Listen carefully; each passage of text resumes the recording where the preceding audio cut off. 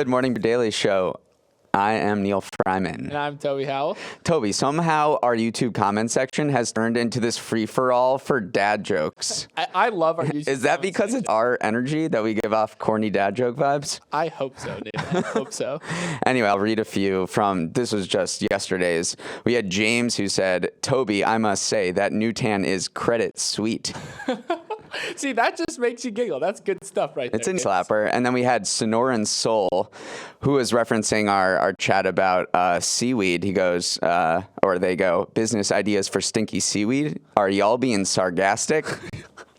Which is a reference to the seaweed genus, which is called sargassum. This just makes me mad we didn't come up with those. But yeah, if I had to power rank our comment sections, YouTube is by far the nicest and the funniest. Twitter's second, and then Instagram, you guys got to pick it up a little bit. All right, well, that means if you want to hop on our YouTube and write a dad joke about whatever we talk about, we'll maybe mention it on air. Let's do a quick preview of what we're going to talk about today. We got a new climate change report that was out that should cheer everybody up. One of Richard Branson's space companies could wither away, which is kind of sad. And then we're doing another round of Toby's Trends, so I'm excited to hear what you're going to talk about and bring to us from the cutting edge of tech. Yeah, I got something in my back pocket today, Neil. Okay, I'm looking forward to it. But first, you never forget your first veto. That's what my parents always said to me. President Biden made his first veto in office yesterday, blocking a GOP plan that would overturn a Labor Department regulation around how retirement plan managers can make investment decisions. So this regulation allows retirement plan managers to consider ESG factors in their investment strategy. What is ESG? Let's do a quick rundown. ESG stands for Environmental, Social, and Governance Factors, and it's the hottest and most controversial investment trend around. It's basically the concept of socially conscious investing, where you invest in companies that aren't just focused on making money. They're making environmentally sustainable decisions. They're treating workers fine. Their supply chains are ethical. They're pushing for racial equity and things like that. So I think we've got a clip of Biden explaining why he vetoed this. I just signed this veto because the legislation passed by the Congress would put at risk the retirement savings of individuals across the country. They couldn't take into consideration investments that wouldn't be impacted by climate, impacted by overpaying executives, and that's why I decided to veto it. It makes sense to veto it. Can you sign a veto? Absolutely. That's the point of it. I thought you vetoed something. I didn't know if you signed it. Yeah. Also, first of all, Biden, it's your first veto. Let's show some enthusiasm there. Holy moly. When I had my first veto, I went back and told all my friends about it. Exactly. My big takeaway from this is in the Biden video, he says that he is trying to protect the retirement savings of Americans, because that's the big difference of this law to me, is that if it was passed, it would actually mean restricting the amount of companies or the factors you can consider when investing in companies.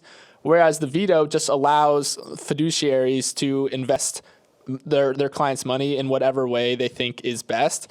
So it's this odd thing where the Republicans are saying we want ESG out of financial decisions because it's part of, in quotes, woke culture. And then oddly enough, Biden is saying, no, we need the government to take our hands off and not restrict how these entities are investing people's money. So it's almost like a weird reversal of the typical party lines you see. It is, yeah. The Republicans are coming to bat for the people and against corporations, and we've seen this kind of shift, especially from Ron DeSantis, the Republican governor of Florida, where he's gone to war with big business, and this is another axis or angle with which Republicans are increasing their war against corporations. But the investment philosophy of ESG, it definitely has its proponents and its detractors. I want to talk about the proponent for a second, and the biggest face of this is Larry Fink, who's the CEO of BlackRock. That's the largest asset manager in the world. He sets the tone for investment decisions, and he kind of echoes what Biden was saying here, is that this is it's smart financially, because say you're an oil and gas company and you're still producing fossil fuels,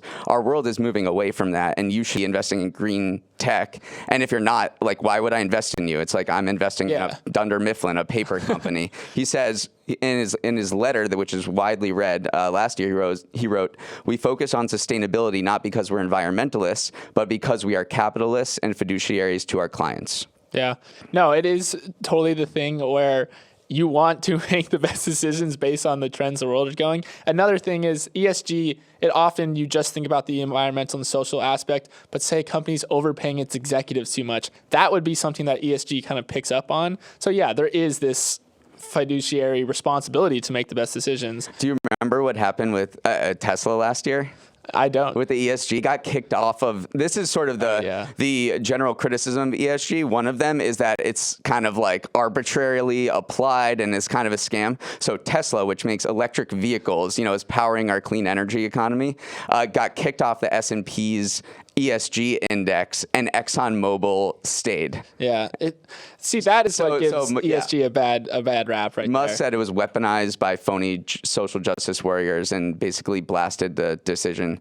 So and then it's also come under criticism from the left because ExxonMobil is still in this ESG index, and they're like, wait, how does that happen? Right. And that's because they say you can kind of inflate your environmental metrics and greenwash your company financials and your strategy, so it looks like you're actually making contributions to the environment when you're actually not. So ESG has a long way to go to earn trust from a lot of people. Yeah, and well, first of all, congrats on your first veto, Biden. It is going to probably be it is going back to Congress to potentially be overridden, but that would need a 2/3 majority in both the House and the Senate. So it's unlikely that this veto will be unvetoed or returned. So good job, Biden. You're probably going to get one through. Before we go, I want to do a little veto trivia for you because this is one of the classic presidential traditions. So art of the veto is actually dying. Bush, Obama, and Donald Trump each issued 12 or fewer vetoes during their administrations, compared to Clinton and H.W. Bush before them issued more than 36 vetoes each. So here's my trivia for you. Which president has the most vetoes? Well, I did read the Morning Brew today, and in the story on this, I saw FDR had issued the most he was in office for 12 years, so he had more opportunity than most. So FDR? Yes, FDR. And Lincoln only had 2 vetoes, which is interesting. I guess he was too busy vetoing the Confederacy. Yeah, that's good veto trivia for you. Okay, Neil, let's move into the world of big tech, where layoffs are once again the headline news. This time around, it's Amazon making cuts. So CEO Andy Jassy sent out a memo to the company saying that it's going to lay off an additional 9,000 employees in the coming week. That's right on the heels of them laying off 18,000 workers kind of over the last few months leading into January. It looks like Andy Jassy is kind of subscribing to the Zuck year of efficiency playbook.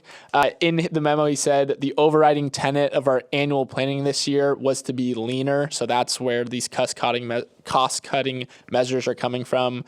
And yeah, the latest round is impacting Amazon's cloud computing, HR and advertising, and Twitch. Amazon actually owns Twitch, so it laid off 400 workers there. That's what's standing out to me, because this isn't Alexa, these aren't the experimental bets, this is not the recruiting or HR divisions, which are often the first to go in layoffs. These are Amazon's money makers. AWS is basically accounts for all of its profits. Then you have the advertising division, which has been growing a lot, and then Twitch is also kind of on the cutting edge and a growth area for Amazon. And the fact that they're cutting in these areas is definitely a warning sign that the economic uncertainty and the economic downturn are hitting what had been mega growth areas. Yeah. But I have some stats like U.S. cloud spending grew by 27% in the fourth quarter, which seems like a lot, but that's lower than the 31% average of the previous 4 quarters.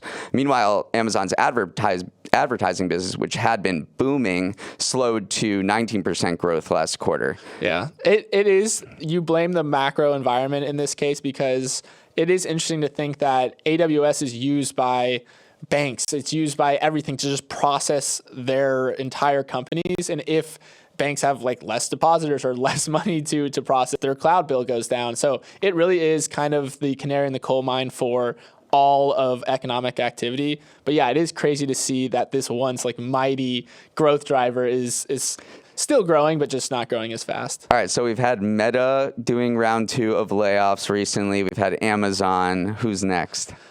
I mean, Twitter's got no one left to lay off. Twitter's done like 15 rounds. Yeah. Big tech is slowly shrinking, and the crazy stat is Amazon's workforce swelled to 1.6 million people by the end of 2021, and that was up from 798,000. So it really, really hired fast. So again, I think we're kind of seeing a reversion to a more stable amount of employees. You didn't answer my question, but it's okay. I said Twitter.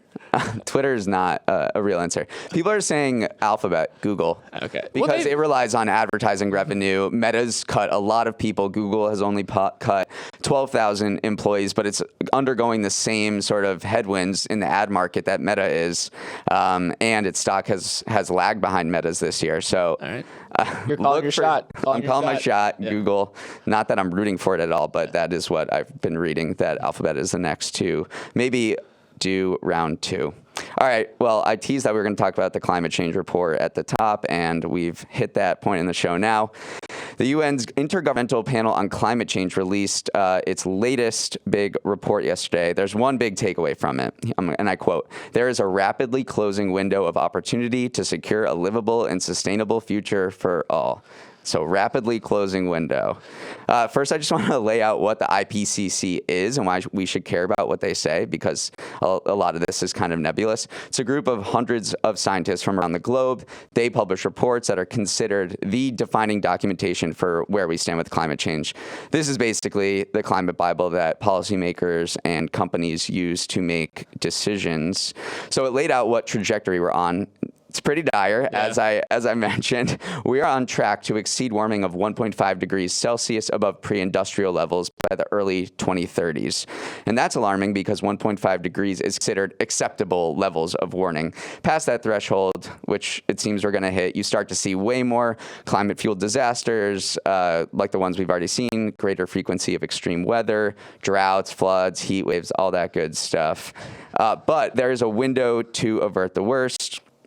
First of all, climate reports in the past put us on track to warm by more than 4 degrees Celsius, which basically is a hellscape. Yeah. You do not want to warm by 4 degrees. You don't want to warm by 1.5 degrees, but you definitely don't want to warm by 4.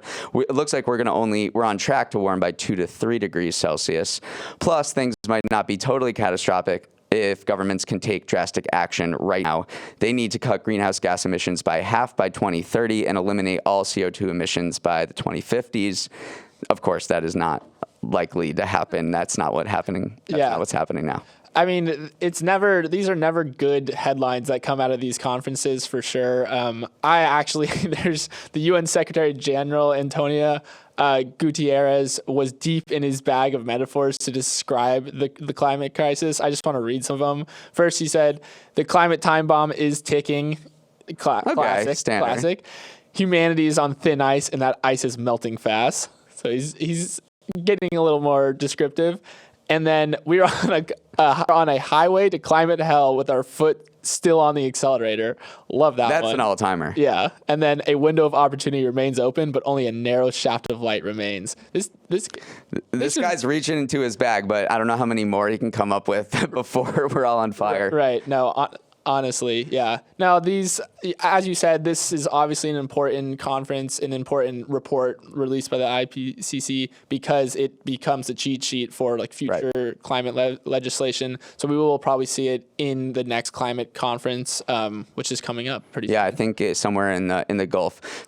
Something I read this morning that really sparked some thought was that we're not doing a good job of communicating how bad this is or the level of warming to Americans because we're using Celsius in these reports. Yeah, so like what does 1.5 degrees Celsius mean to you? I don't have that off the top of my head. Exactly. I don't know either. So a couple of experts are arguing that we should be including Fahrenheit in all of these reports to talk to Americans who are some of the biggest polluters in the world to understand the gravity of this. So 1.5 degrees Celsius actually translates to 2.7 degrees Fahrenheit. So if we said 2.7 degrees Fahrenheit instead of 1.5, maybe that would kind of hit home more. So that was an interesting argument that we're sort of doing a disservice. And climate change communication is the most important thing you can do. Yeah. I mean, listen, maybe science class in 8th grade is the key to saving the world.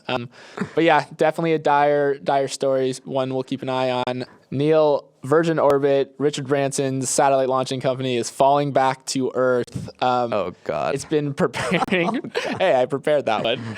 It's like our YouTube comment section, Right. It's been preparing for insolvency. It halted operations and furloughed its entire workforce last week. It's making this last plea to investors that, hey, we're running out of cash. Come save us, please, because it's basically has no more cash left. It's trying to potentially talk to buyers. One buyer apparently balked at a price of $200 million, which is a far cry from it was at $3 billion valuation back during the pandemic. So how the mighty have fallen. A lot of things led to this point, but one I just want to call out is when a satellite launch in Cornwall, England, which was supposed to be the first successful satellite mission on UK soil, ended in failure. That happened and kind of sent the stock and the company into a bit of a tailspin. But yeah, it apparently only has $70 million in cash left, and it burns roughly $50 million a quarter. So it's do or die for Virgin Orbit. There's a famous saying in this industry: "Space is hard," and we're kind of learning it the way of Virgin Orbit right now.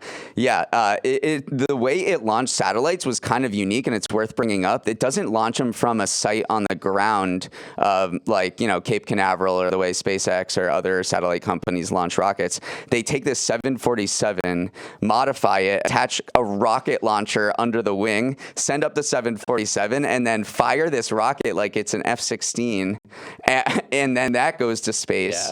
Yeah. But they have not done this a lot. As we know, I think they had 4 successful launches for 33 satellites. Yeah, it's not, and we're just going to contextualize that with SpaceX, which is kind of the leader in the field. SpaceX has launched over 4,000 Starlink satellites alone. That's not even considering all the third-party launches it does for places like NASA. So yeah, it's a totally different ballgame, SpaceX versus Virgin Orbit. Also, they are targeting different markets. I think it's important to note Virgin Orbit's system has a payload limit between like half a ton to 1 ton, which are really, really small satellites in the grand scheme of things, versus SpaceX. They have the Falcon 9 reusable rocket has a payload limit of around 27 tons. So it's totally different ballgame. It costs more per launch to Virgin Orbit's like a budget $12 million that it charges. It is such a bummer though, because you're so right. It is so cool when it flies the 747 up and then the rocket drops. It's a bummer that this company is probably going to go under. I wonder if other companies will pursue that tactic too, or if that's just a failed situation and we should just stick to the ground. To me, this is also a big black eye for the SPAC market, if it needed another black eye. But this company went public via SPAC at a $3.7 billion valuation in 2021, and now it's down. It's basically it's worth $230 million from $3.7 billion. Then there's another space company called small satellite launch company that we were talking about. This particular industry called Astrospace. Its stock it also went public back in 2021, and it's basically going to be delisted because its stock is just at 40 cents now. Yeah. And then Richard Branson basically pioneered SPACing the way we know about it in 2019 with Virgin Galactic. And we should mention that Virgin Galactic is not the same as Virgin Orbit. Virgin Galactic is the space tourism company, and then Virgin Orbit is the satellite launch company. But I don't have high prospects for the space tourism industry either. Yeah, especially now that everyone's kind of pulling back. They take a billionaire and they fly him up in a 747, then they launch him like a rocket. Yeah. It's fun. You're right, Neil. Space is hard. SPACs are hard. Everything's hard these days. Okay, we're going to transition into Toby's Trends. This is Neil's Numbers is our favorite segment of the week, but this is my second favorite segment of the week. So Neil, are you familiar with hustle culture? Hustle culture, yeah. I am not a part of it, but I observe it. Yeah, I know you've seen those like hustle porn videos or like a Instagram or TikTok is Gary V wannabe telling you to flip your Pokemon cards at garage sales. What if I told you could automate hustle culture these days? That is the question that Twitter user Jackson Fall has kind of set out to answer. So a couple of days ago, he tweeted out a prompt where he instructed GPT-4, which is OpenAI's large language model, the latest and greatest one, and asking it to make him some money. I'm going to read the prompt that he put in, and I summarize it a little bit for length, but this is what he wrote to GPT-4. You are HustleGPT, an entrepreneurial AI. I am your human counterpart.